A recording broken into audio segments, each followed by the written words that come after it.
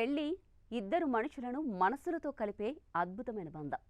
కొందరికి అదృష్టంలా అనుకోకుండా జరిగిపోతుంది పెళ్లి. మరికొందరికి అనుకున్నా ఎంతకీ జరగదు ఈ పెళ్లి. అలా అనుకున్నా జరగని వాళ్ళలో ఇప్పుడు చైనాకి సంబంధించిన చాలా మంది పెళ్లి కాని యువకులు ఉన్నారు. వారికి వారి దేశంలో పెళ్లి కూతుళ్లు దొరకడం లేదట. అందుకే వేరే దేశాలకు వెళ్లి మరీ పెళ్లి కూతుర్ని వెతుక్కుంటున్నారు. అవునండి, ఇది నిజమే. చైనాలో పెళ్లికి ఎదిగిన మహిళల సంఖ్య పూర్తిగా పడిపోయింది. దీనికి కారణం కూడా లేకపోలేదు. చైనా ప్రభుత్వం 1979 నుంచి 2015 వరకు జనాభా పెరుగుదలను అదుపు చేయాలని ఓ పథకాన్ని అమలు చేశారు. అదే కుటుంబానికి ఒకే ఒక బిడ్డ.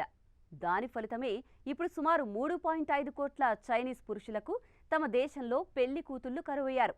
ఇదే అనుకుంటే ఈ సంఖ్య రానున్న రోజుల్లో మరింత పెరిగే అవకాశం ఉంది అని నివేదికలు చెబుతున్నాయి. చైనా గ్రామీణ ప్రాంతాల్లో దాదాపు 3.49 కోట్ల మంది మిగిలిపోయిన పురుషులు ఉన్నారు. వీరు ఇల్లు, కారు, కట్నం వంటి వివాహ ఒత్తిళ్లను ఎదుర్కొంటున్నారు.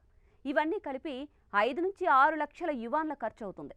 కానీ గత ఏడాది చైనా గ్రామీణ ప్రాంతాల్లో సగటు వ్యక్తిగత ఆదాయం కేవలం 20,000 యువాన్లు మాత్రమే అని జియామెన్ యూనివర్సిటీ ప్రొఫెసర్ డింగ్ చాంగ్ఫా సౌత్ చైనా మార్నింగ్ పోస్ట్లో చెప్పారు. పెళ్లి కష్టాలు చైనాలో ఎంత తీవ్రంగా ఉన్నాయో దీన్ని బట్టి మనం అర్థం చేసుకోవచ్చు. ఈ సమస్య నుంచి బయటపడేందుకు చాలా మంది చైనీస్ పురుషులు విదేశాల్లో, ముఖ్యంగా పేద దేశాల్లో వధువులను వెతకడానికి వెబ్సైట్లు, మ్యాచ్ మేకింగ్ సేవల వైపు మొగ్గుతున్నారు. కొందరు ఈ వివాహాలను ఏర్పాటు చేయడానికి లక్షల రూపాయలు ఖర్చు చేస్తున్నారు. ఈ పరిస్థితుల్లో విదేశాల్లోని పేద మహిళలు ఎక్కువ డబ్బు, మెరుగైన జీవితం వంటి ఆశలతో చైనా పెళ్లి కొడుకులు ప్రయత్నిస్తున్నారు. కానీ ఈ ఆశలు చాలాసార్లు కలలుగానే మిగిలిపోతున్నాయి.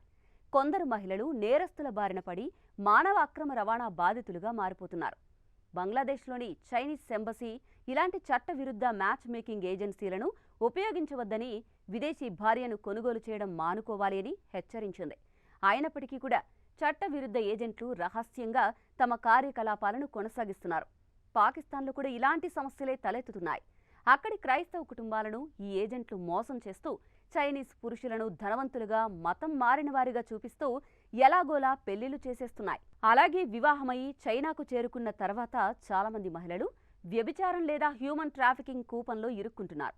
ఈ అక్రమ ఏజెంట్లు చైనీస్ పురుషులను అనుకూల మ్యాచ్లుగా చూపించడానికి నకిలీ పత్రాలను తయారు చేస్తారు. చైనా ఎంబసీ ఇస్లామాబాద్లో 2019 మే 12న ఒక ప్రకటనలో పాకిస్తానీ మహిళలు చైనాలో బలవంతంగా వ్యభిచారంలోకి లేదా హ్యూమన్ ట్రాఫికింగ్ బారిన పడ్డ ఆధారాలు లేవని చెప్పింది. అయితే ట్విస్ట్ ఏంటంటే తమ దేశం తరపున కొంతమంది అక్రమ మ్యాచ్ మేకింగ్ కార్యకలాపాలను కొనసాగిస్తున్నారని అంగీకరించింది. China Pakistan economic corridor project కోసం చైనా వేలాది చైనీస్ కార్మికులను పాకిస్తాన్కు తీసుకొచ్చింది. ఇది అక్రమ మ్యాచ్ మేకింగ్కు దారి చూపించింది. చైనీస్ పౌరులు పాకిస్తాన్లో సులభంగా వీసాలు పొందుతూ ఉండగా పాకిస్తానీలకు చైనా వీసా ప్రక్రియ కఠినంగా ఉండడం ఈ నేరస్తులకు సౌలభ్యంగా మారుతోంది. బాధిత మహిళలు భాష, సంస్కృతి, చట్టపరమైన రక్షణ లేకపోవడం వల్ల ఒంటరిగా నలిగిపోతున్నారు. ఈ సమస్యకు పరిష్కారంగా చైనాలో కొందరు వివాహ వయస్సును తగ్గించాలని సూచిస్తున్నారు. Chinese People's Political Consultative Conference సభ్యుడు చెన్ సాంగ్సీ పురుషులకు 22 ఏళ్లు, మహిళలకు 20 ఏళ్ల నుంచి వివాహ వయస్సును 18 ఏళ్లకు తగ్గించాలని ప్రతిపాదించారు. కానీ ఇది సమస్యను పూర్తిగా పరిష్కరిస్తుందా లేక మరిన్ని సవాళ్లను తెస్తుందా అన్నది కాలమే సమాధానం చెప్పాలి. కళ్యాణమొచ్చినా కక్కొచ్చినా ఆగదంటారు. ఆ కళ్యాణ ఘడియలు చైనీయులకు ఎప్పుడొస్తాయో ఏమో మరి.